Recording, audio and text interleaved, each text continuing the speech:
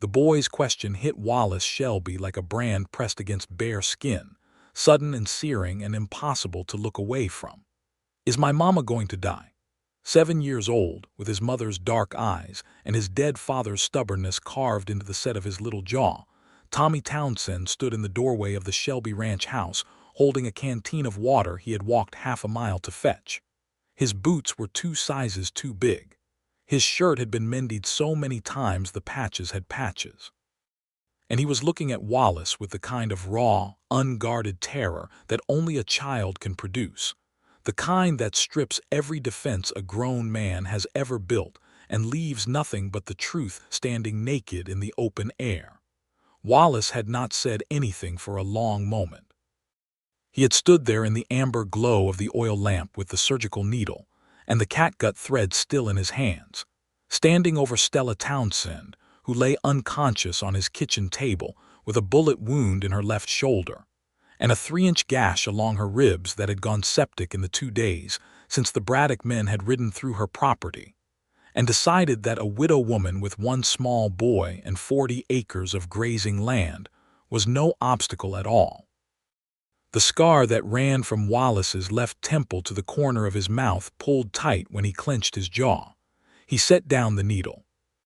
He crossed the floor to the boy and he crouched until they were eye to eye, this scarred cattleman who had not spoken more than a dozen words to any living soul in 3 years, and he said the thing that was true. Your mama is the bravest person in this whole county, and I would swear to it.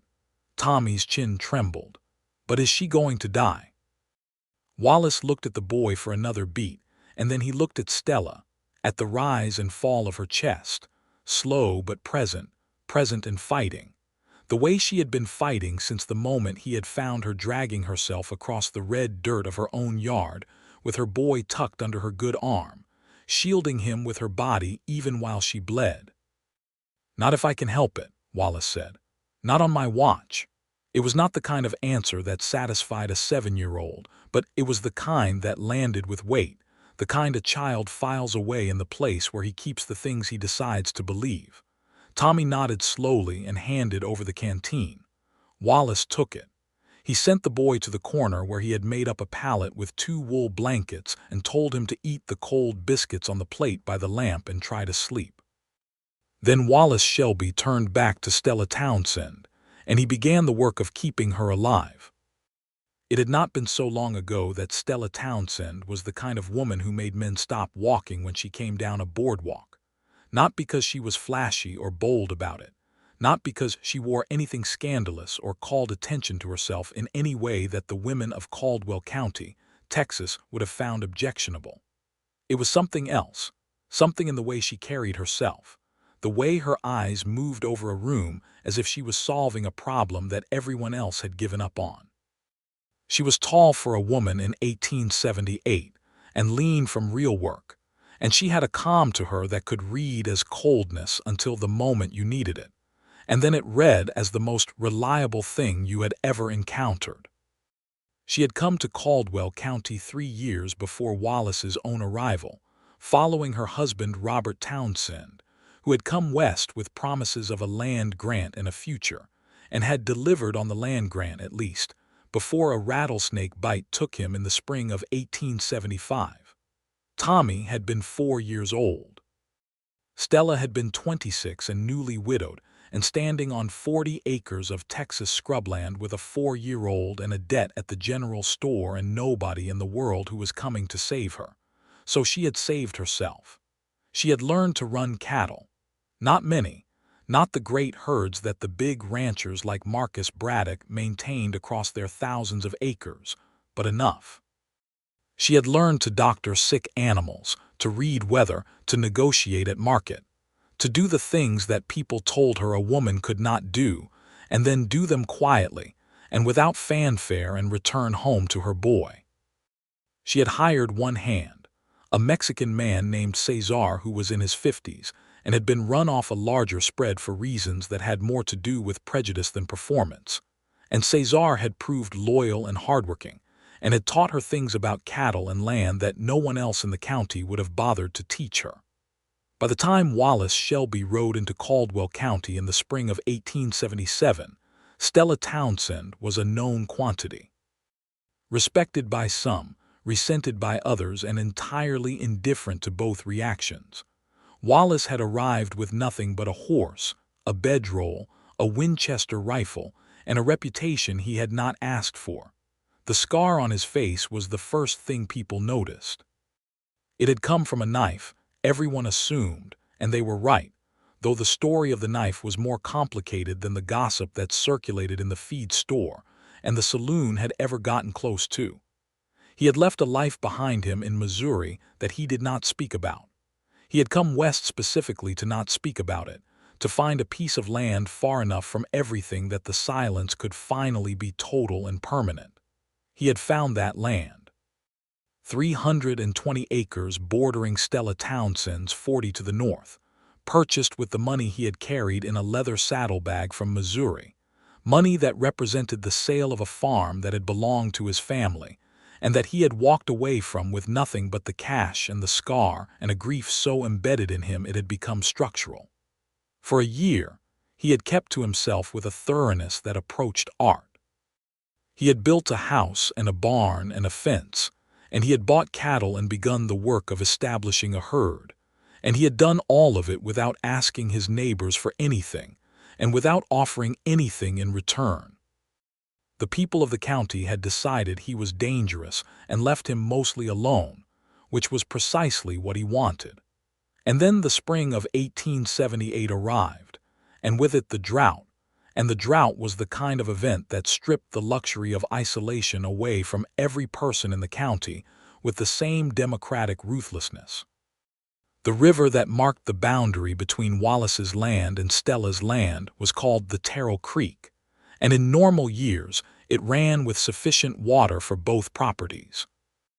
In the drought year of 1878, it ran with sufficient water for neither, and the cattle on both sides were suffering, and the question of water rights and access had become a matter of survival rather than neighborly negotiation. It was Stella who came to him first. She rode up to his fence line on a May morning when the sky was white with heat and knocked on his gate post with the butt end of her riding crop because he did not have a bell. She was wearing a practical dark riding skirt and a white blouse that the dust had turned the color of old linen and a hat that had seen better years. Tommy was not with her. She had left him with Cesar. Wallace had watched her from the window of his house for a full 30 seconds before going out to meet her, because he was a man who had learned to be careful, and he had not yet decided what to make of this woman whose land touched his. "Mr. Shelby," she had said, without preamble, without the kind of social warming up that most people felt compelled to perform, "I expect you've noticed that the creek is down to a trickle." "I've noticed," he said.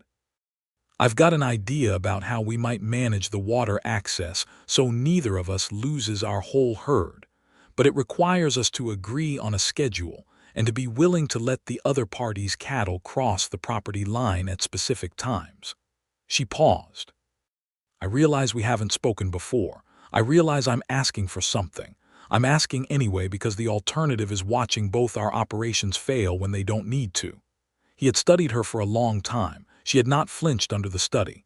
Most people flinched at his face, at the scar, at the silence he used like a wall. She had just looked back at him with those dark, steady eyes and waited. "Come in," he had said eventually. "Tell me the idea." That conversation had lasted 3 hours.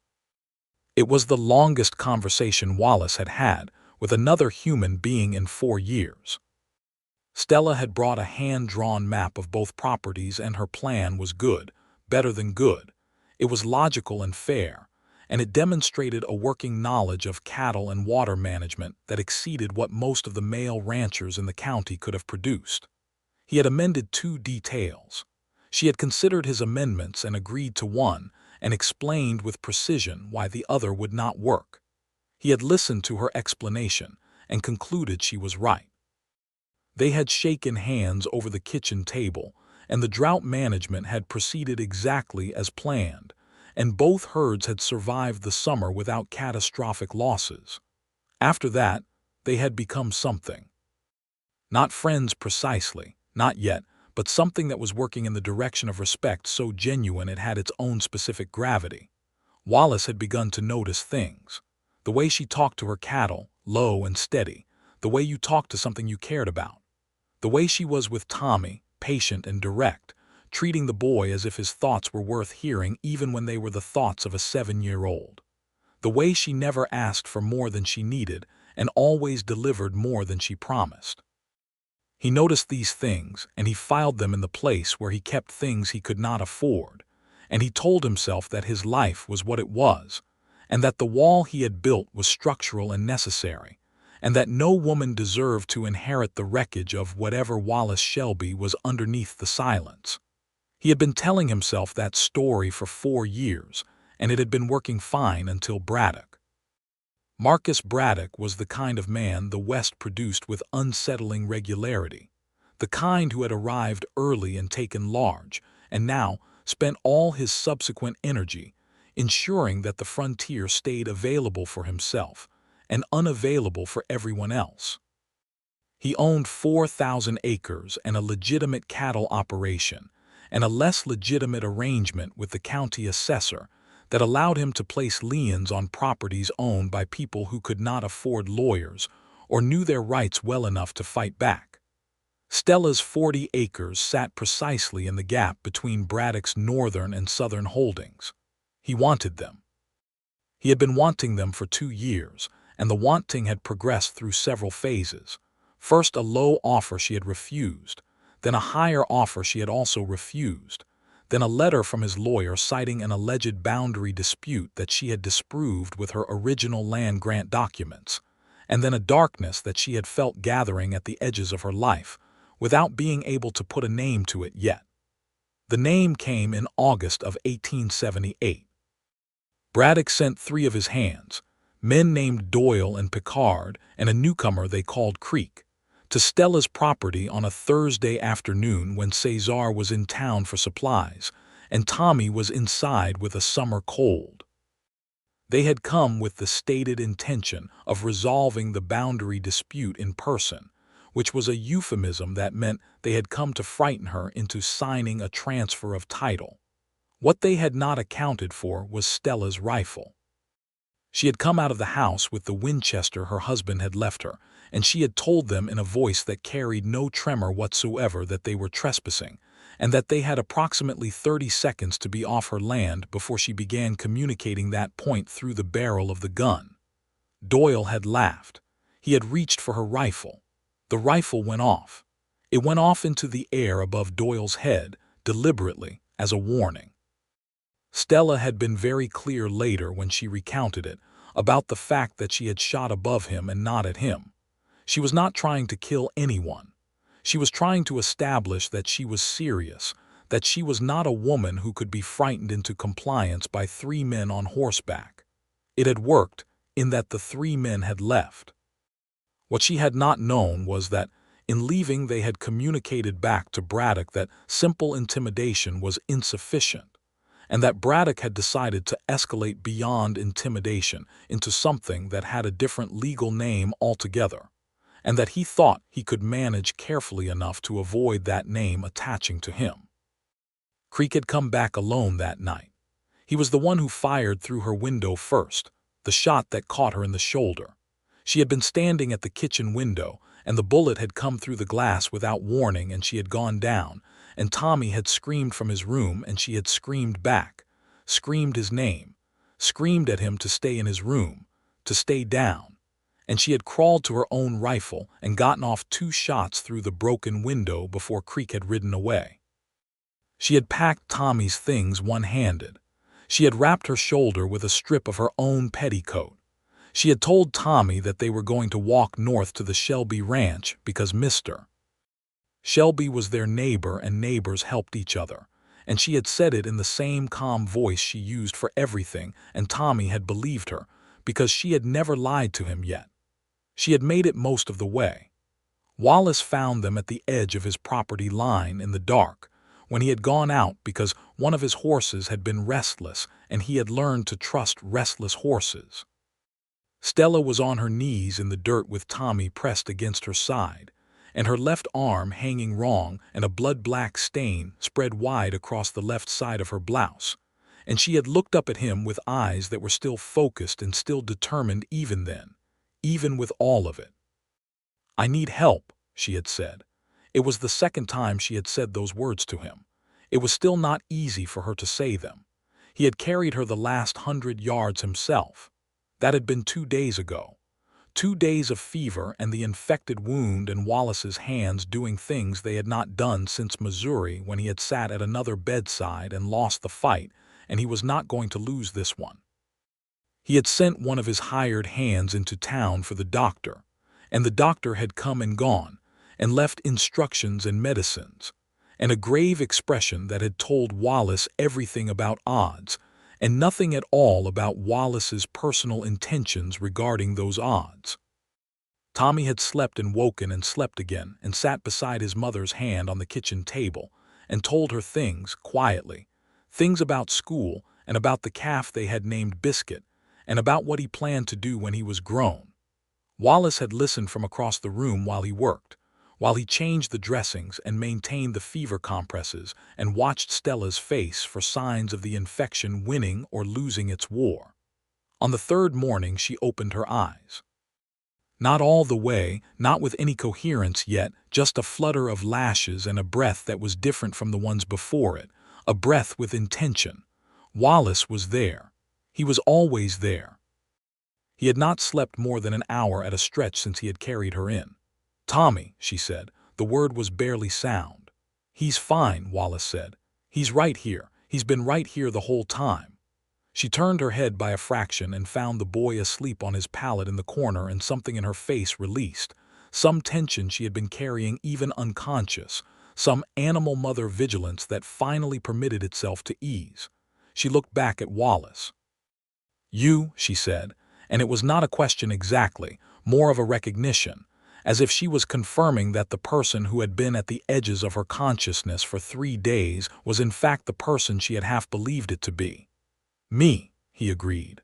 The ghost of something moved across her face that was not quite a smile but was in the neighborhood of one. Then she closed her eyes again and slept, but it was different this time.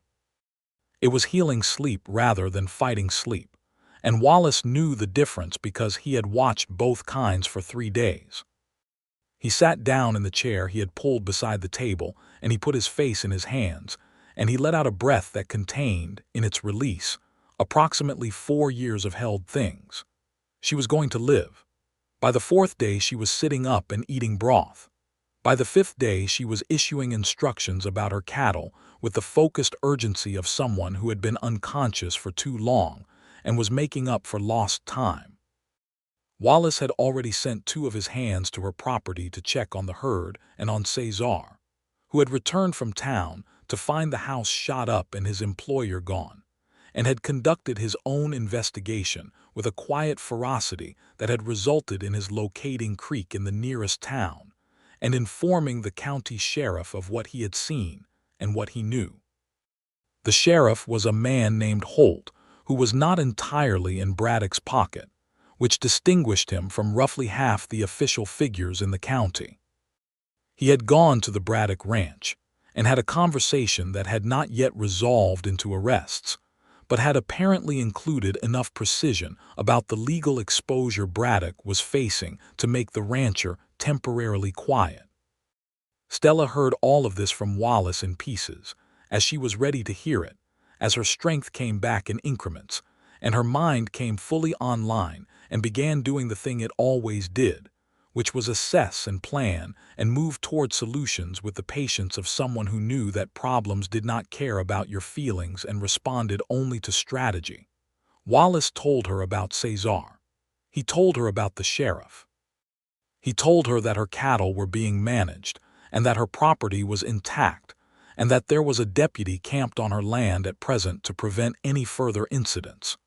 He told her all of this in the plain, direct way that she had always appreciated about the rare people who communicated plainly, and she listened with equal plainness, asking questions that were good questions, making the connections between pieces of information that needed connecting. Tommy sat between them during these conversations, participating in the way that children participate when they are learning something about how adults navigate the world, taking in not just the content but the tone, the way two people could talk about hard things without flinching and without pretending. On the sixth day, Stella asked Wallace about the scar. They were alone. Tommy had gone to the barn with one of Wallace's hands, a young man named Felix who had a talent for making himself useful with children, and the house was quiet in the afternoon heat and Stella was sitting up at the table with a cup of coffee she had insisted on making herself, walking slow and careful to the stove and back, one arm still in a sling. "You don't have to tell me," she said. "I'm not asking to pry. I'm asking because I've looked at that scar for 6 days and it has a story in it, and I think the story matters." Wallace had been standing by the window. He turned around and looked at her for a long moment, and she looked back with the same equanimity she brought to everything. He sat down across from her. He told her. It had been 1873. He had been 28 years old and farming in Missouri with his wife, a woman named Clara, and their infant daughter. He had been running a small operation, respectable and solvent, the kind of life that seemed to him then to be complete in its modest way. There had been a man named Trent who had wanted the farm, the good water access they had, the relationship Wallace had built with the buyers in Kansas City. Trent was the kind of man who, in Missouri in 1873, had enough local influence to create problems that looked like the natural friction of the world, rather than deliberate sabotage. He had started with the buyers, poisoning those relationships with rumors and misrepresentations. He had moved to the bank, calling in a note early on a technical provision that Wallace had not had the legal knowledge to challenge. And when Wallace had gone to confront him directly, Trent had been ready for the confrontation in a way that Wallace had not anticipated. The knife had been wielded by one of Trent's men. It had opened Wallace's face from temple to jaw and would have taken his eye if he had not turned at the exact right moment. Clara had been alone at the farm when Trent's men returned the second time, as a message. She had survived the encounter physically, but the shock had brought on a premature labor, and the baby had not survived, and Clara had followed within a week, of complications that the doctor had enumerated, and that Wallace had heard as a list of the ways he had failed to protect his family. He had sold the farm to Trent's competitor. He had used the money to buy a gun that was better than the one he had, and he had spent 3 months learning to use it with a precision that had no agricultural application. And then he had decided that he was done with all of it, with the gun and the revenge and the grief, and the place that held the shape of everything he had lost. And he had come west because west was where a man went when he needed to be unmade and remade into something that could still function. Stella had not said anything while he talked. She had looked at him steadily, and when he was done she did not offer him the consoling sounds that he dreaded, the soft noises of pity that other people deployed because they did not know what else to do with someone else's tragedy. She said, "I'm sorry about your wife and your daughter." "Yes," he said. "That scar is not what I thought it was," she said. "What did you think it was?"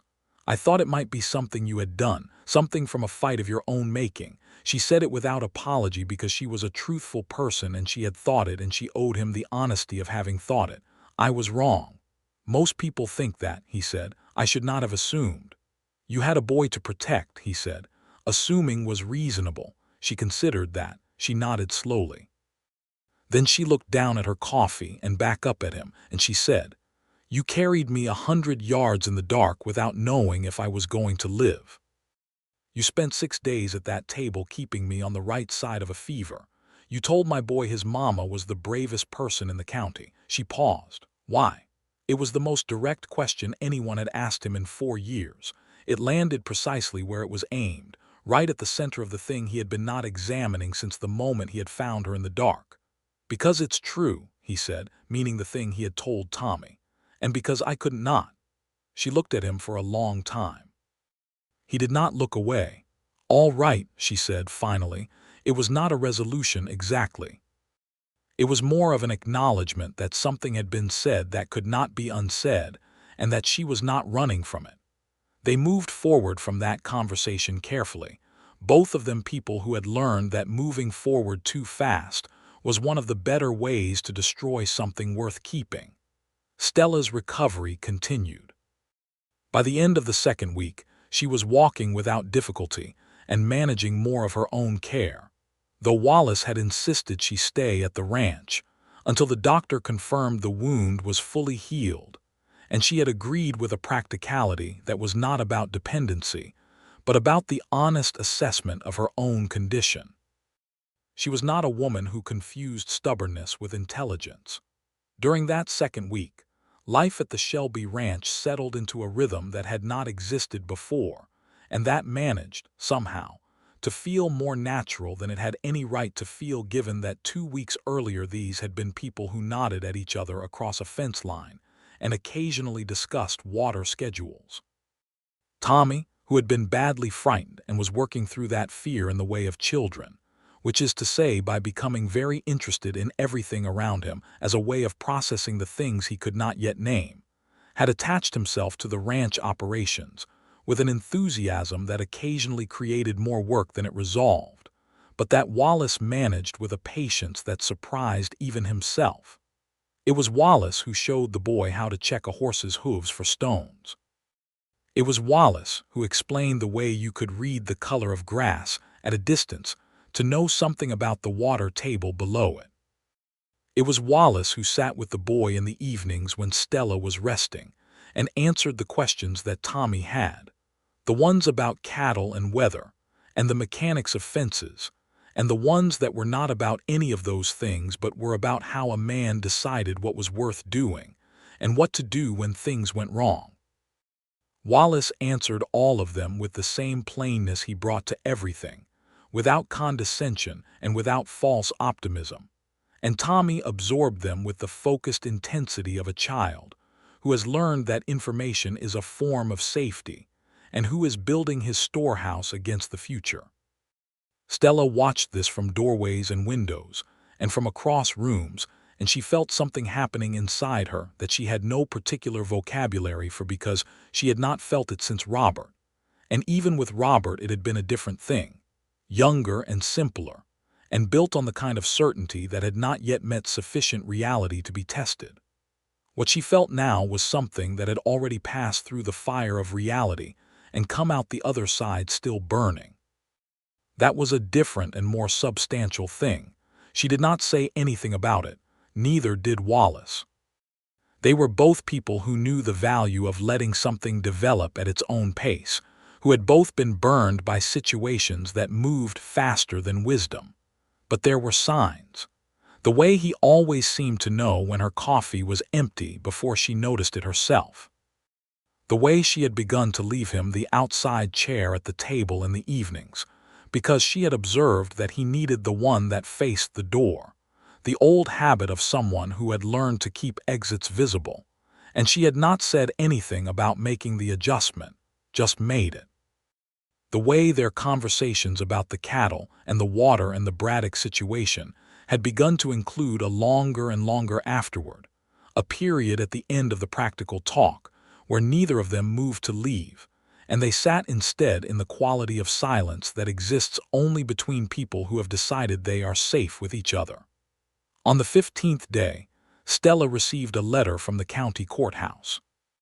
It was delivered by the deputy who was still stationed on her property, a young man named Anders who had been proving increasingly useful to Cesar in the day-to-day management of her cattle, and who had developed an attachment to the operation that suggested his future in law enforcement might be shorter than he anticipated.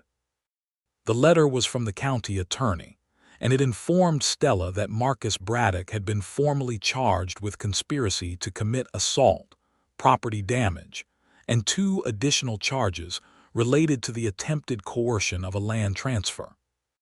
The charges had been brought with the testimony of Creek, who had been arrested in the neighboring county and had decided that his loyalty to Braddock did not extend to carrying criminal charges alone.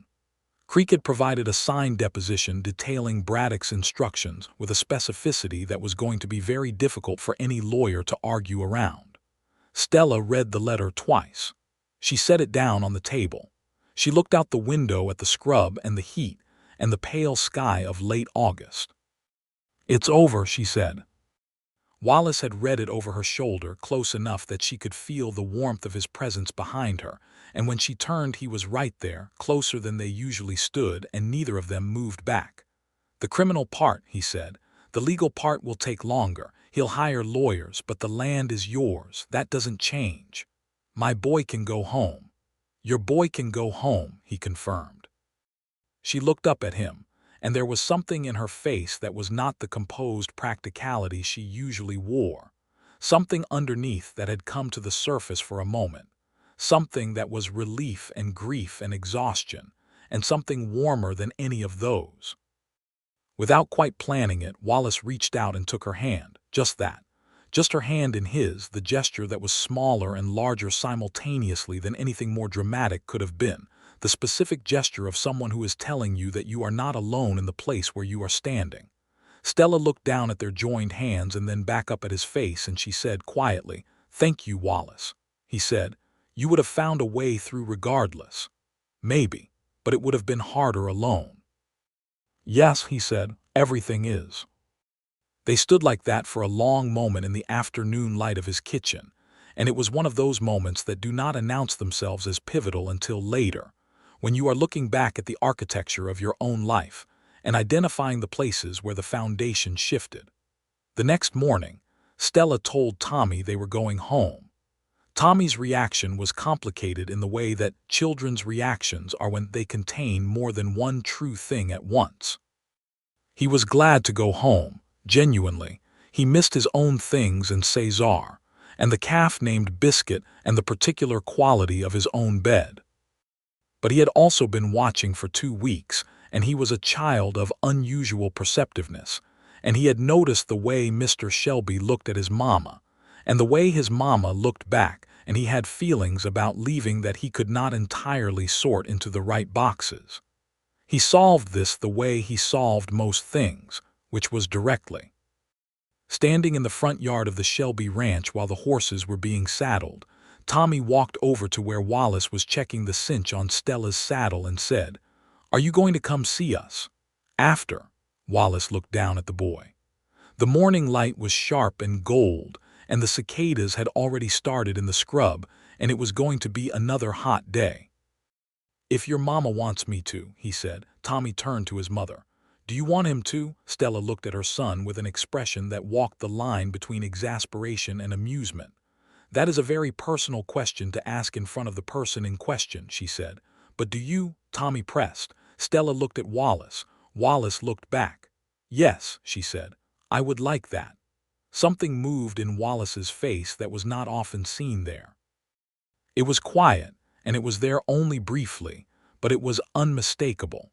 It was the particular opening of a man who has kept himself closed for a very long time, taking his first deliberate step towards something he has decided to stop being afraid of. "Then I will," he said. They rode home together that morning, all 3 of them, and Wallace helped them get the house squared away and boarded the broken window and stayed for supper, and then rode back to his own place under a sky that had more stars in it than he remembered having noticed before, which was not about the stars and which he understood perfectly well. The weeks that followed were the kind that get written into the memory with unusual clarity, not because they were dramatic, but because they were the opposite of dramatic, because they were the texture of ordinary life being built between 2 people who had both forgotten what that felt like, and were now rediscovering it with the particular attention that comes from having been without it long enough to know its value. Wallace came for supper on Tuesday and Thursday evenings, always with some practical purpose attached, a fence that needed looking at, or a question about water access now that the drought was easing, or a piece of equipment that Cesar needed help with. The practical purposes were real, and the other purpose underneath them was equally real, and no one discussed the second one directly because there was no need to. It was as visible as the sky, and everyone involved could see it. Tommy helped it along with the guileless efficiency of a child who wants a thing, and has not yet learned the social prohibition against wanting things openly. He was 7 years old, and he had decided he liked Wallace Shelby, and he had conducted himself accordingly, which meant that, by the 5th week of supper visits, he had begun addressing Wallace by his first name, and had started saving up questions from the previous 2 days to deliver in a concentrated burst at the supper table. Wallace answered every question. He ate Stella's food with the careful appreciation of someone who has been eating his own plain cooking for years and recognizes the difference. He helped clear the table, and he helped with the washing up, and he and Stella talked in the evenings after Tommy was in bed, talked about the ranching operations, and about the legal progress of the Braddock case, and about books, which was a discovery, that they had both read widely in the specific way of people who spend time alone and have found in reading a reliable companion. They had both read Francis Parkman. They had both read Darwin, and had both found it fascinating and complicated in different ways. They had both read Shakespeare, Stella with more formal education behind her than Wallace had had, and she was the one who knew the histories as well as the tragedies, and they had a conversation one September evening about Richard II that went on so long that the lamp burned low, and they were talking by the glow of the dying fire, and neither of them had noticed the time pass. When Wallace finally rose to leave, pulling his hat from the peg by the door, Stella said, "You could stay." And then, because she was Stella Townsend, and she was not a woman who left things ambiguous when she could be clear, she added, "There's a cot in the back room. It's a long ride in the dark for no reason." He had stayed, on the cot in the back room, and in the morning he had helped with the early chores and eaten breakfast with Stella and Tommy and ridden home in the clear cool of the morning.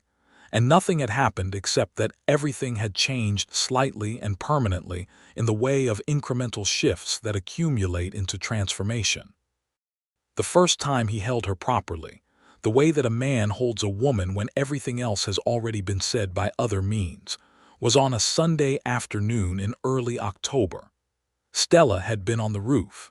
There was a leak above Tommy's room, and she had been patching it herself because Cesar had a bad knee that week and waiting was not in her nature. She had climbed up and done the work, and coming down the ladder she had missed the second rung from the bottom, the one that had more give in it than was safe, and she had gone down hard onto the packed earth below, and it was her right arm this time, wrenched at the shoulder, nothing broken but painful enough that she had sat in the dirt for a moment with her eyes closed and her teeth clenched. Wallace had arrived, by the timing that had become common between them, approximately 4 minutes after she was sitting in the dirt. He had come around the corner of the house and stopped short, and said her name with a sharpness that was almost alarming given the controlled register he usually maintained. He had crossed the distance in 4 strides and crouched beside her, and his hands had moved to her arm before he spoke again, careful and knowing the way they always were with anything injured. She had said she was fine, and he had said she was clearly not fine, and she had said it was just a strain, and he had said he would like to verify that for himself, and they had had that particular compressed argument that is not really an argument, but is two people communicating urgency through disagreement. And then he had helped her up, and she had let him because her shoulder hurt enough that pride was insufficient for the moment. And standing up from the ground, with his arm around her waist and her good arm finding its grip on his, they had been closer than they had been before, and it had not been the moment he had planned, if he had been planning, but it was the moment that arrived. He put his hand against her face. She turned into it the way something turns toward warmth. "Stella," he said, and the way he said it contained everything he had not been saying for 5 months. "Yes," she said, which was not an answer to a question but was an answer to everything he had not asked. He kissed her. It was careful at first, the way he was careful with everything he valued, and then it was not careful at all. It was two people who had been keeping a distance closing it finally and completely, and with the full weight of everything that had been building between them since a May morning when she had knocked on his gate post and told him about a plan for managing water access, and looked back at his silence without flinching. When they separated, both of them were breathing differently than before. "I've been wanting to do that since approximately July," he said. "June," she said. "For me it was June." Something shifted in his expression, that rare opening she had begun to recognize and treasure. "June," he repeated. "The evening you explained to Tommy about reading the grass color for water. I watched you and I thought, this man is going to be very difficult to stop thinking about." She paused. "I was right," he laughed. It was a real one, unguarded and surprising, the kind she had heard rarely enough that she hoarded each instance. He pressed his forehead against hers. "I have to tell you something," he said. The gravity in his voice caught her attention. "Tell me. I have not been able to offer a woman anything for 4 years. I have not been in a place where it would have been honest to try." He pulled back enough to look at her directly. "I am in that place now. I want to be in that place with you specifically, but you should know what you're taking on. The scar is not the worst of what I came here carrying." "Wallace," she said, "I want to be honest about that." "I know what you came here carrying," she said. "You told me. Some of it. Enough. And I'm still standing here in front of you, aren't I?" He was quiet for a moment. "I have a boy," she said. "He is 7 years old and he has opinions about everything, and he calls you Wallace now, and he saves up questions for you all week. Any man who comes into our life comes into his life too. That is not a small thing." "No," he agreed, "it isn't." "Does that change anything for you?" He thought about this. He thought about Tommy on the pallet in his kitchen telling his unconscious mother about the calf named Biscuit. He thought about the questions at the supper table and the way the boy had looked at him on the morning they rode back to the Townsend property and said, "Are you going to come see us?" "No," he said. "It doesn't change anything. It's part of what I'm standing in front of." She took a long breath. The October air was cooling toward evening, and the light had gone amber and long across the scrubland. "Then we understand each other," she said. "We understand each other," he confirmed. She smiled at him. The full smile that she gave rarely and that he had come to understand was one of the most valuable things in the county. He tucked a strand of her dark hair back from her face with a care that was almost reverent. Tommy came around the corner of the house at a run, having heard the commotion of the fall from wherever he had been, and arrived now at the scene with the breathless urgency of a child who has been worried and is taking inventory. He looked at his mother, and then at Wallace, and then at the configuration of the two of them standing close together in the fading afternoon light.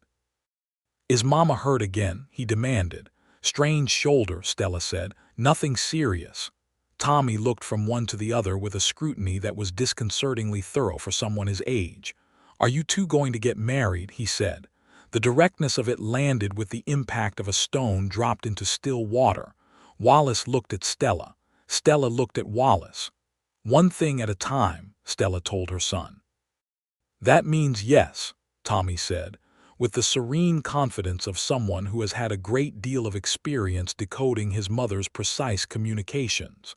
He went back around the corner of the house, apparently satisfied. Stella and Wallace looked at each other for a moment in the silence he left behind. "He's not wrong," Wallace said. "No," Stella agreed. "He's generally not." The autumn moved forward, and the Braddock case moved with it toward a conclusion that arrived in November, with Braddock entering a guilty plea on 2 of the 4 charges in exchange for the dismissal of the remaining 2.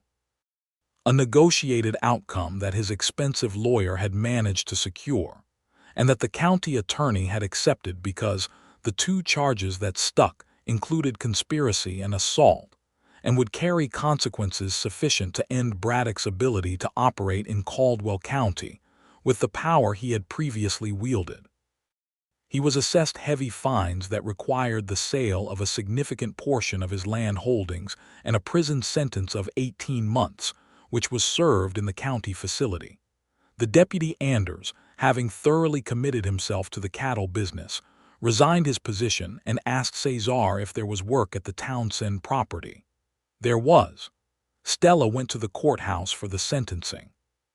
She sat in the gallery and watched Marcus Braddock stand before the judge and hear the terms of his punishment, and she felt, not triumph exactly, which she had not expected to feel, but a specific and complete relief, the closing of something that had been open and dangerous, the sealing of a wound.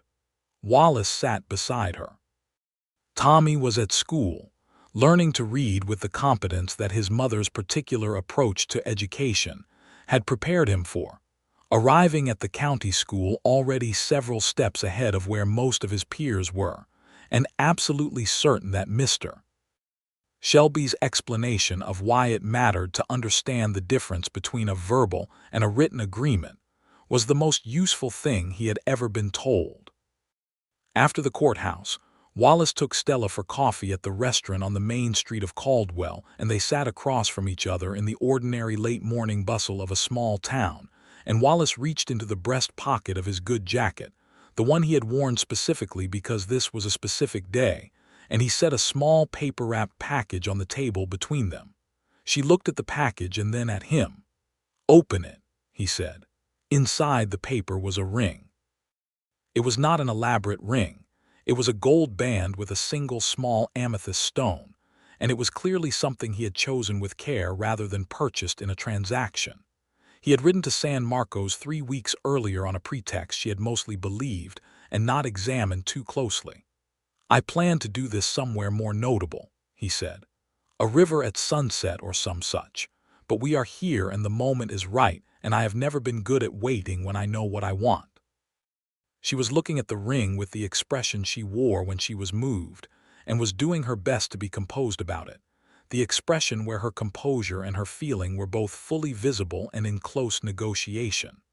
"Stella Townsend," he said, "I would like to spend the rest of my life making sure you and Tommy have what you need.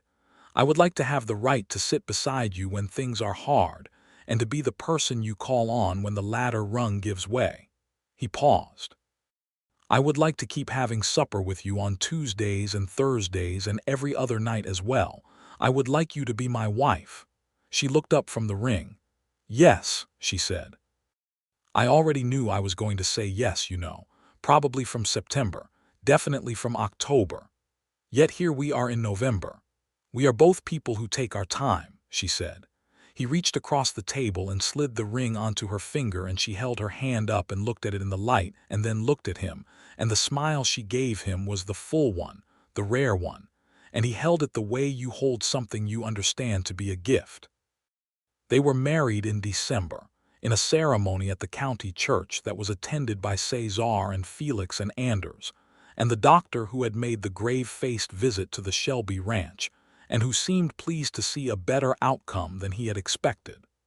The minister was a man who had known Stella since she first came to the county, and who performed the ceremony with genuine warmth. Tommy stood beside Wallace in a new shirt that Stella had made him, and held the ring when the minister asked for it, and handed it over with a solemnity that made several of the women in the attendance quietly emotional. The rings were exchanged, and the vows were made, and when the minister said what he said at the end of a wedding ceremony, Wallace kissed Stella in the plain light of the December morning, with Tommy standing right there, and Cesar applauding, and it was not a ceremony that was going to be remembered for its grandeur, but it was going to be remembered for being exactly itself, which was two people who had been through enough to know the value of what they were choosing, and who were choosing it with open eyes. They consolidated the properties over the course of the following spring, which was a logistical and legal project that Wallace and Stella managed together with the systematic competence that characterized everything they did jointly. The 40 acres of the Townsend property and the 320 acres of the Shelby property were formally joined under a shared deed that carried both their names, Shelby and Townsend Shelby, the hyphen reflecting Stella's uncomplicated insistence that her original name remained part of who she was, and that a good marriage did not require the erasure of what came before it. Wallace had not argued the point. He had thought it was right. The cattle operation expanded. With the combined land and the combined knowledge, two people who were both competent individually and who were, together, something beyond the sum of competencies. The herd grew and the operation became one of the most efficiently run in the county. They hired 2 more hands in addition to Cesar and Anders and Felix, and the ranch developed the kind of working rhythm that good management produces.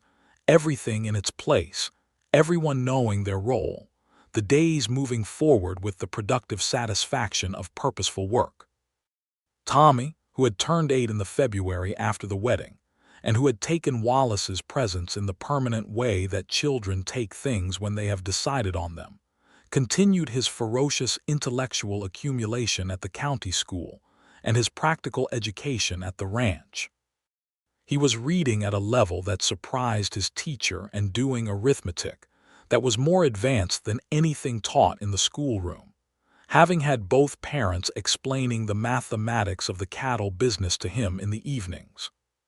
He was also, slowly and in his own specific way, learning to trust the permanence of the family he now had, the kind of learning that cannot be rushed, and that requires the consistent evidence of days adding up to months without the bottom dropping out. Wallace understood this without anyone explaining it. He was patient with it in the way of someone who understands that trust is not a door you walk through once but a road you walk continuously. He showed up. He showed up when he said he would show up, and he did what he said he would do, and he was there at breakfast and there at supper and there when a bad dream woke the boy at 2 in the morning. And there were nights when Tommy's bedroom door would open and small feet would cross the floor and the boy would appear in the doorway of the room Wallace shared with Stella and say, with the directness that characterized him in all things, "I had a bad dream." And Wallace would get up. Every time. He would get up and go back to Tommy's room and sit on the edge of the bed, and they would talk about whatever needed talking about or sometimes not talk at all. Just sit in the dark together until the fear receded and the boy went back to sleep. Stella saw this happen more times than she could count. She would lie in the dark listening to the quiet murmur of her husband's voice in her son's room, and she would feel something that had no adequate name, something that was gratitude and love, and the specific satisfaction of a life being built correctly after it had been very close to being destroyed. In the spring of 1879, Stella realized she was expecting. She told Wallace on a Thursday evening, which was one of their original supper evenings, which she had kept as a small private joke between them now that every evening was a supper evening. She told him after Tommy was in bed, and they were sitting on the porch in the last of the evening light with the frogs starting up in the creek bottom and the first stars appearing above the scrubland. Wallace was very quiet for a moment. She watched him. He turned to her and his face had done the thing it rarely did, had opened entirely, no reservation, no management, just the straight unguarded fact of what he was feeling. "Are you well?" he said. "Are you feeling all right?" "Perfectly well," she said. "Tired, and nothing agrees with me before noon, but the doctor says everything is proceeding normally." He had gone to the doctor without her knowing, a couple of days after she told him, because that was the kind of man he was, the kind who needed to hear the facts directly from a medical authority and who would have questions that were specific and practical. He had come back from that visit slightly lighter, slightly more settled in the way of someone who has been reassured. "A boy or a girl," he had said that evening. "Whatever it is." "Whatever it is," she had agreed. "It was a boy." He was born in November of 1879, in the bedroom of the ranch house, with the doctor attending and Cesar pacing in the yard, and Tommy sitting in the front room with his hands pressed between his knees in the posture of concentrated waiting. The labor was hard and long, and Wallace did not leave the bedroom, and Stella held his hand through all of it, and said things to him at intervals that were half reassurance and half instruction and entirely characteristic.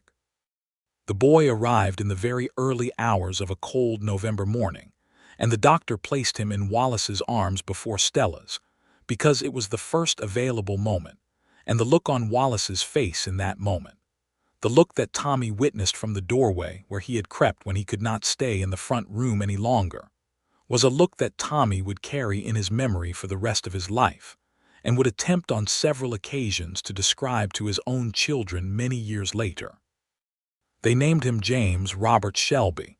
James for no particular person, but because it was a good, solid name. Robert for Stella's first husband, which had been Stella's idea and which had produced in Wallace a response that said everything necessary about who he was and what kind of man Tommy was learning from. He should know where he came from, Stella had said about both boys, the living one and the name given to the new one. All of it, the whole picture.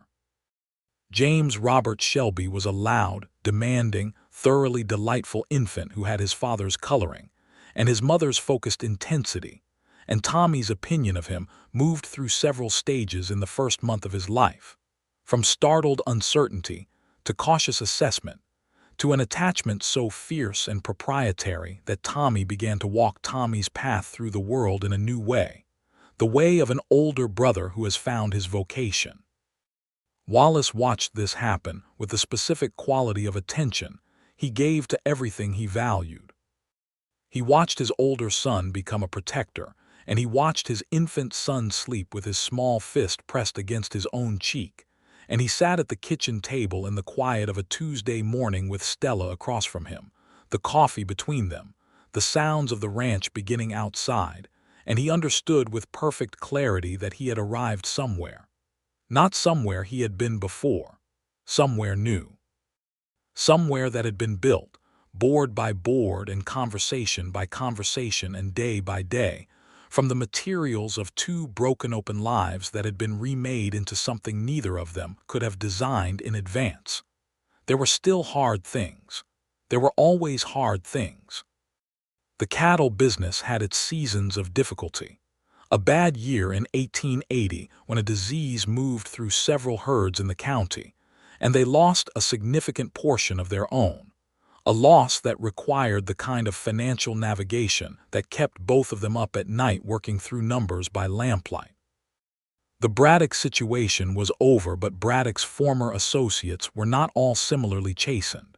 And there were two incidents in the years following that required Wallace and Stella together to go to the sheriff and the county attorney and make their case with documentation and persistence.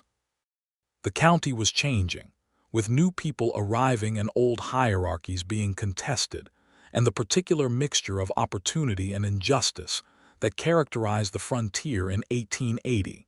And being a woman who ran half a cattle operation still required Stella to defend her competence and her standing in ways that her husband never had to defend his. Wallace noticed all of these things. He noticed the way some of the men at market would address their business inquiries to him, rather than to Stella, even when the relevant expertise was clearly hers. He noticed the way it cost her to manage those moments with the equanimity she brought to them, the small tightening around her eyes that told him what the calm exterior was containing. He did not try to manage those situations on her behalf, which he understood she did not want, but he made sure to conduct himself in ways that made his own position clear, that demonstrated unambiguously to anyone paying attention that Stella Townsend Shelby was his equal partner in everything, and that his respect for her competence was unqualified and non-negotiable. And he told her what he saw. Not always in words, but in the ways that counted, in the ways that she had learned to read, and that mattered more than the words sometimes, the ways that said you are seen and valued and remarkable, and I know exactly what it costs, and I am here. Tommy grew up knowing these things were said. He grew up watching a marriage that was not idealized or prettied up, two real people doing real work and having real disagreements, and coming back to each other after the disagreements because the agreements underneath were more fundamental. He grew up knowing what it looked like when a man truly respected a woman, and what it looked like when that respect was genuine rather than performed. And this knowledge shaped him in ways that would become apparent later in his own life, and that Stella and Wallace both recognized with a particular quiet satisfaction. By 1882, the cattle operation had recovered fully from the difficult year, and had expanded beyond what either of them had originally projected. They had 350 cattle on what was now close to 400 acres, with a partnership arrangement with a neighboring rancher named Gutierrez, whose operation complemented theirs in ways that created mutual advantage. They employed 7 people full-time, including Cesar, who was aging but refusing any suggestion of lighter work with a dignity that everyone respected, and Anders, who had fully committed to the cattle business and had developed into a valuable foreman. Felix was still with them, still excellent with children, now also excellent with cattle, having proved to be one of those people who is simply good at living things. James, who was 3 and had opinions about absolutely everything, had attached himself to Felix with a devotion that was touchingly absolute. Felix took this in stride. Tommy, who was 12 and had entered the phase of young manhood where a boy is working very hard to understand what kind of man he intends to become, had shifted his primary information-gathering operations toward Wallace in a way that was different from the childhood questions at the supper table. More weighted, more searching, asking things that were about identity, and not just mechanics. He asked Wallace once, on a fall afternoon when they were riding the fence line together in the kind of comfortable silence that had always been possible between them, "Do you think my father would have liked this? The ranch, the way it is now?" Wallace considered the question with the seriousness it deserved. "I didn't know your father," he said, "but I know your mother, and she built what she built here because she's the kind of person who takes what she was given and makes something worth having out of it. If your father had the good sense to choose her, he probably had the sense to see value in what she would build." Tommy rode for a moment in silence. "She had to do most of it herself," he said. "She did," Wallace agreed. "That wasn't fair." "No. It wasn't, but she did it anyway." "That's what your mama does," Wallace said. "She does the thing that needs doing regardless of whether the conditions are fair. That's the definition of bravery, when you do the necessary thing in conditions that aren't fair." Tommy turned this over for a while. "Is that why you told me she was the bravest person in the county? That night when she was sick?" Wallace looked over at the boy, the 12-year-old who remembered everything and processed it on long timelines and arrived at questions years after the moment that produced them. "You were 7 years old and you asked me if your mama was going to die," Wallace said. "I told you the truest thing I knew. She was the bravest person I had ever encountered, and I would have sworn to it before any judge in the territory." He paused. "I still would." Tommy nodded, absorbing this. "I want to be like that," he said. "Like her." "You already are in the ways that matter," Wallace said. "The rest is just time." They rode the rest of the fence line without talking, and it was the best kind of quiet, full rather than empty, the quality of silence between two people who have said the thing that needed saying and are now comfortable in what comes after. That winter, the first substantial snow of the decade came to Caldwell County in January of 1883 and transformed the scrubland into something unrecognizable, white and strange and beautiful in the way of things that arrive rarely. James stood at the front window with his nose pressed to the glass in an ecstasy of wonder. Tommy went out in it with the focused determination of someone running an experiment. Stella stood on the porch with Wallace's arm around her and watched both boys and felt the specific texture of this life, the life she had made and kept and protected, and then shared. And she thought about the things that had to happen before this could exist, the losses and the drought and the violence, and the long dark of those 6 days on a kitchen table in a strange house with her shoulder on fire and her boy sleeping on a pallet in the corner. She thought about the man who had not left, who had been there every time she woke enough to be aware of anything, a presence at the edge of her consciousness that had been consistent and watchful and there. "Wallace," she said, "I want you to know something." He looked down at her. "That first night, after I woke up enough to know where I was and what was happening, you were the first thing I was aware of. You were in the chair and you had fallen asleep and your hand was on the table next to mine." She paused. "I thought, whoever this man is, I am safe." I remember thinking that very specifically. He was quiet for a moment. "You were safe," he said. You were always going to be safe as long as I was there. I know, she said. That's what I knew then too, even before I knew you properly. He tightened his arm around her. The snow fell. The boys played. The ranch was quiet and warm and theirs. Stella turned her face up toward him, and he kissed her in the cold morning air with the snow coming down around them. And Tommy made a sound from the yard that was expressive of his feelings about public displays of affection, which were mixed. And James turned from the window inside the house and pressed his face harder against the glass to get a better view, which were not mixed at all. In the spring of 1883, Stella told Wallace she was expecting again. He had stood very still when she told him, the way he sometimes stood when something was large, and then he had sat down in the chair at the kitchen table with a kind of slow deliberateness that she recognized as his way of making room for something significant. "Are you pleased?" she asked, because even knowing him as well as she did, she wanted to hear it. "Pleased is not the right word," he said. "There isn't a right word. I am everything that there is a word for, and some things there aren't." She sat down across from him and took his hands, and they looked at each other across the kitchen table, where she had lain fighting for her life 5 years earlier, and where they had eaten 1,000 meals since, and where they had had the arguments and the reconciliations and the late-night numbers and the plans and the discussions about Shakespeare's histories, and the table itself had witnessed all of it and was now witnessing this. "We should tell Tommy before he figures it out himself," Wallace said. "You know how he is." "He already knows," Stella said. "He asked me this morning if I was feeling unwell because I had been going to bed early." Wallace laughed, the full laugh. "Of course he did. He said, and I am quoting directly, he said, 'Mama, are you having another baby? Because if so, I have some thoughts about the name.' Naturally, he would like to name it after Cesar if it is a boy." Wallace looked toward the window and out at the yard where Cesar was moving at the pace he always moved at now, steady and unhurried, the pace of a man who has earned his pace. "That's a good instinct," he said. "It is," she agreed. The baby was a girl. Born in October of 1883, ahead of schedule by 3 weeks, and arriving in such a hurry that the doctor barely made it, and Stella spent most of the labor in the calm fury of someone who had done this before, and was managing it with the efficiency she brought to everything. And Wallace was there as he had been for James, holding on and being held and getting through it together.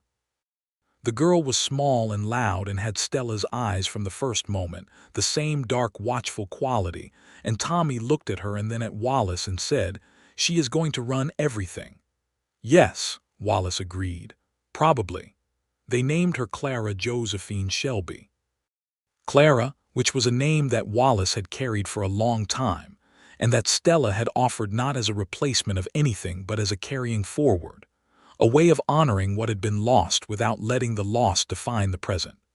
Josephine for Stella's mother, who was still alive in Ohio and who received a letter with the news and wrote back a reply that made Stella cry in the way she rarely did, quietly and with considerable relief. Cesar, upon being informed that the older boy had wanted to name the baby after him, and that they had not done so because it turned out to be a girl, had responded with a dignity that contained somewhere underneath it a good deal of being moved, and had presented Clara with a small carved wooden horse that he had made over the winter against the possibility of a child who might want one. The ranch in the fall of 1883 was a different place from the ranch that Wallace had arrived at alone in the spring of 1877. It was louder. It was fuller. There were children's voices in the morning and boots on the porch, and the particular perpetual noise of a working operation that was also a home. Tommy was 13 and had begun to demonstrate the kind of competence with the cattle that made Wallace genuinely proud, not in the way of a man who has installed himself in a role, but in the way of a man who has watched something grow and knows what it cost and what it is worth. James was 4 and had recently developed a passionate interest in horses that exceeded even his interest in Felix, whom he still loved but who had been temporarily eclipsed by a bay mare named Tuesday who had been purchased in the spring, and who tolerated James's attentions with a philosophical resignation, that suggested she understood her duty. Clara, at 3 months, was conducting her own investigations of the world from the position of whoever happened to be holding her, which rotated through the entire household, with a thoroughness that meant everyone had opinions about her progress, and everyone was tracking the development of that watchful dark gaze into what it was becoming.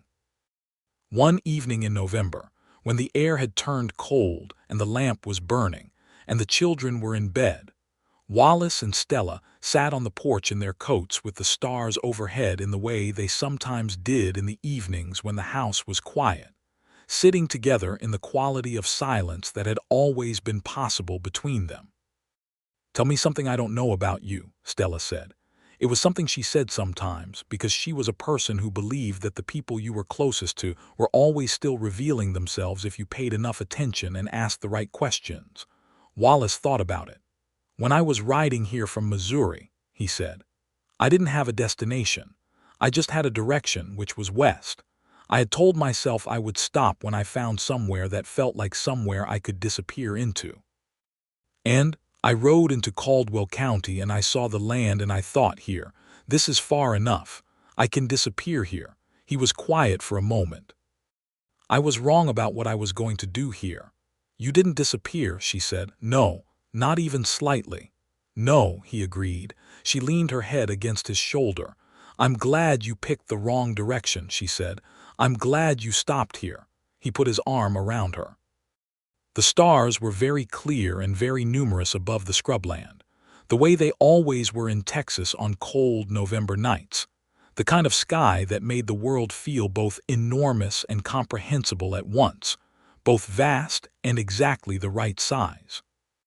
"Your mama is the bravest person in this whole county," Tommy had heard him say to his reflection in the dark glass of the window one evening, practicing for a speech he was planning to give at the Cattlemen's Association meeting in town, where he had been asked to introduce Stella, who had been invited to speak about her water management methods, and where he intended, in front of the assembled ranchers of Caldwell County, to make it unmistakably clear exactly what they were in the presence of. He had given that speech in the spring of 1884 with Tommy in the front row and James beside him, and Clara on Cesar's lap in the back, and Stella standing at the front of the Caldwell meeting hall in her good dress with her hands clasped in front of her and her chin level. He had said, among other things, that in the drought of 1878, when every operation in the county had been in crisis, Stella Townsend Shelby had been the only person who had arrived at his door with a complete plan rather than a complaint. He had said that in the 6 years since he had watched her manage a cattle operation, fight a criminal conspiracy, raise 2 sons and a daughter, and negotiate 3 separate water rights agreements without a single instance of the panic that the rest of the county had felt on a regular basis. He had said that she was the most capable person he had ever known, and he said it directly and in specific terms that gave the assembled men something concrete to attach their respect to, because he understood that general praise was easy and specific praise was the kind that stuck. Stella had looked at him from the front of the room with an expression that was composed and that contained, for anyone who knew her, which most of the assembled people did by now, the full and unguarded fact of what she felt. Tommy had sat in the front row and had not looked away from Wallace for the entire speech. Afterward, when they were loading up to go home in the blue dusk of the spring evening, Tommy had walked beside Wallace to where the horses were tied, and he had said, without preamble, in the direct way that had always been his manner, "That was the best thing I've ever heard anyone say." Wallace had looked at the boy, the 13-year-old who was going to be a good man. You could already see it fully. "Your mama earned every word," he said. "I know," Tommy said. "That's what made it the best thing." The drive home from town that night had been all 5 of them in the wagon, with Clara asleep on Stella's lap and James asleep against Wallace's side and Tommy on the board seat with the reins, because Wallace had been letting him drive with supervision. And the spring night air was warm, and the frogs were going in the creek bottom, And the moon was up over the scrubland, and somewhere on that drive Stella had taken Wallace's free hand in hers and held it in the dark, not saying anything, not needing to. Tommy drove them home. The creek was running well. The cattle were settled. The lamp in the window of the ranch house was burning because Felix always left the lamp on when they were out in the evening. They came home to the light.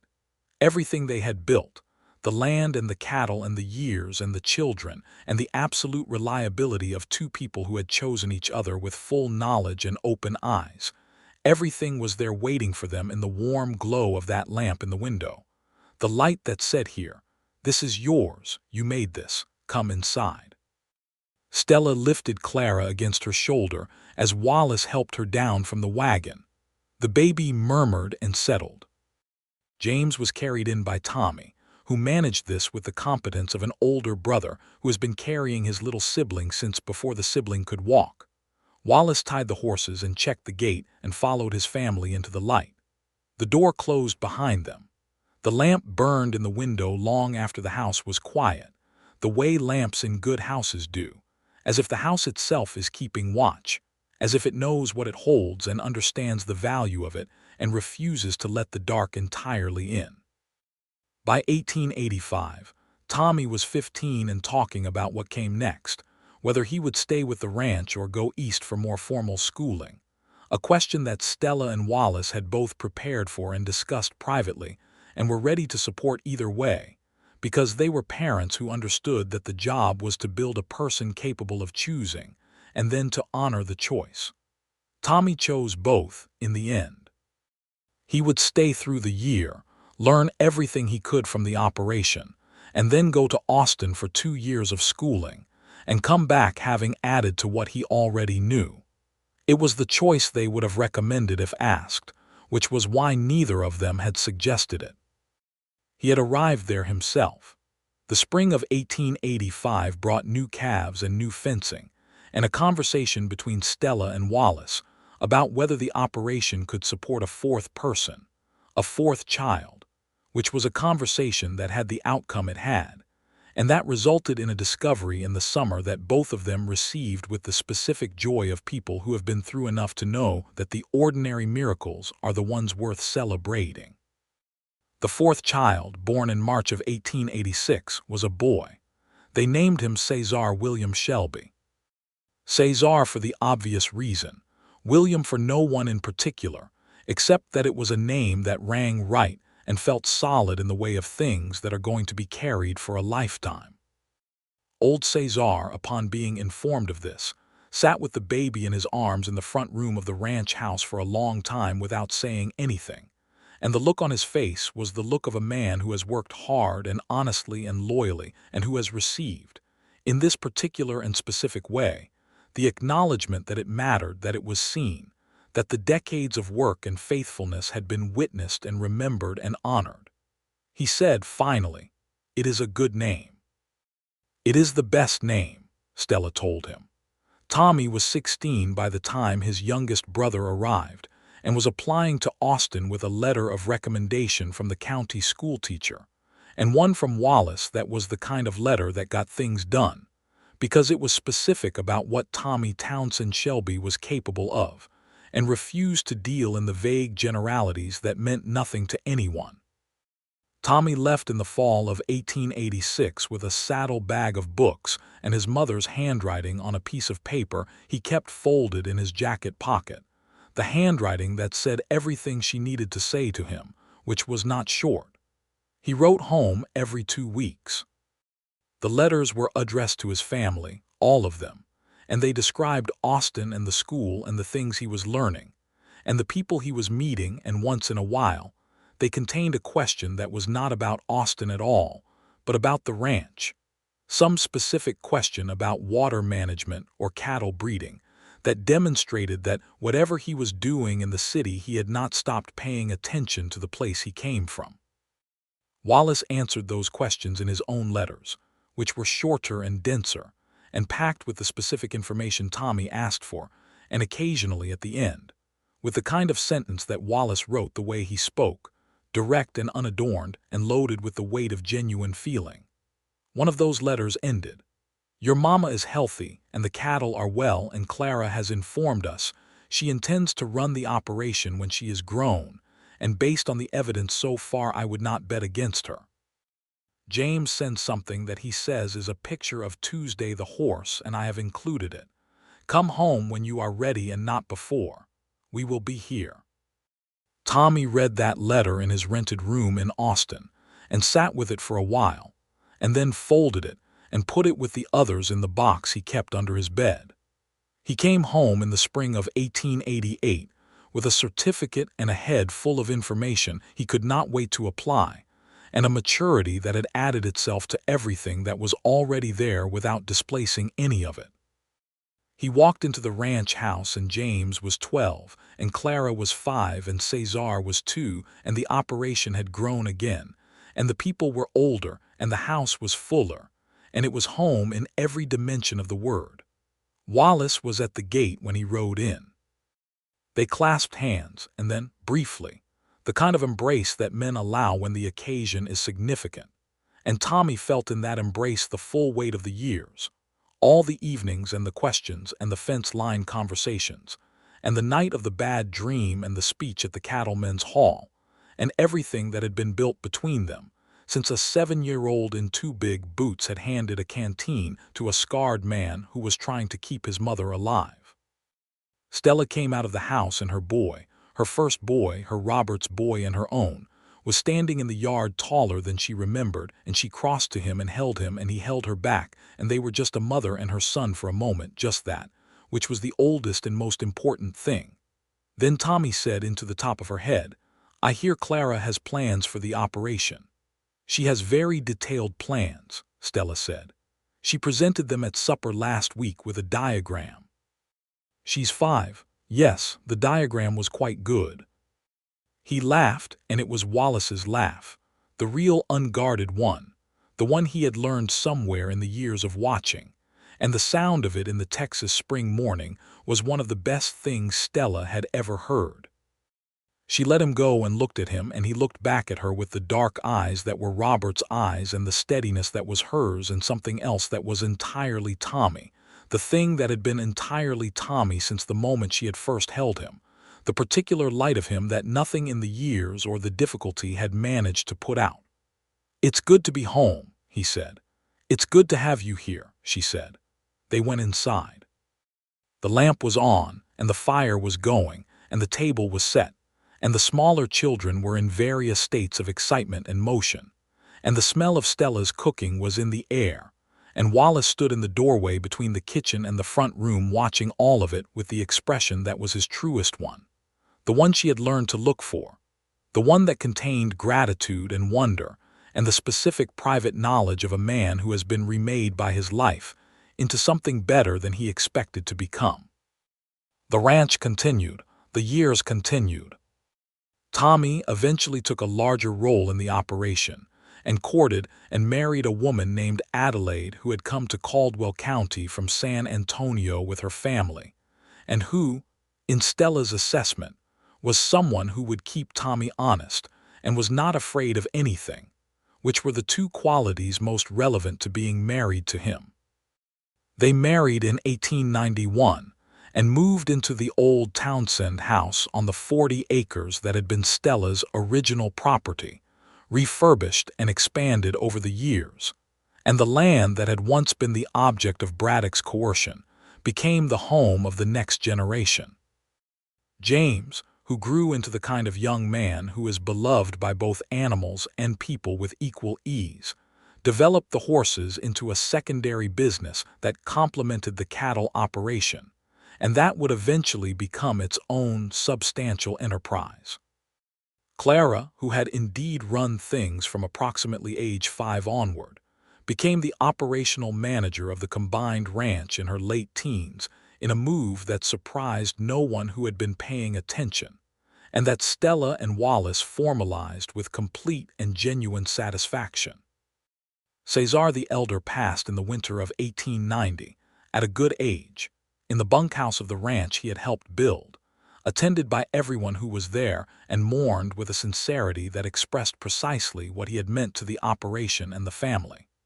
The baby Cesar William, who was 4 years old, was told about his namesake in terms that would stay with him, and that would shape the way he moved through the world, with the particular knowledge of being named for someone who had been worthy of being named for. Wallace and Stella in the years that followed were what they had always been, only more so.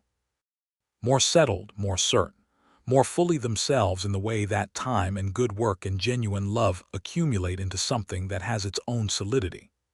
The arguments were still there, because they were both people who had strong convictions and did not pretend otherwise. And the reconciliations were there too, and the supper conversations, and the late-night worrying over numbers, and the reading and the evenings on the porch, and all the ordinary texture of a life shared honestly. The scar on Wallace's face was as visible as it had always been.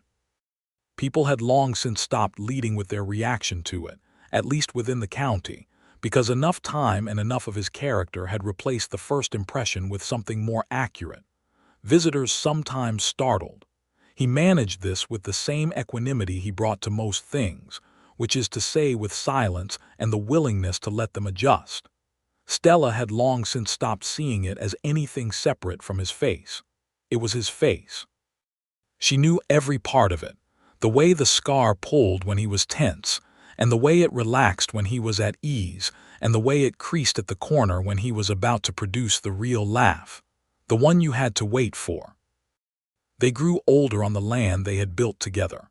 They watched their children become their children's own people, and their children's children arrive, the next layer of the life they had started.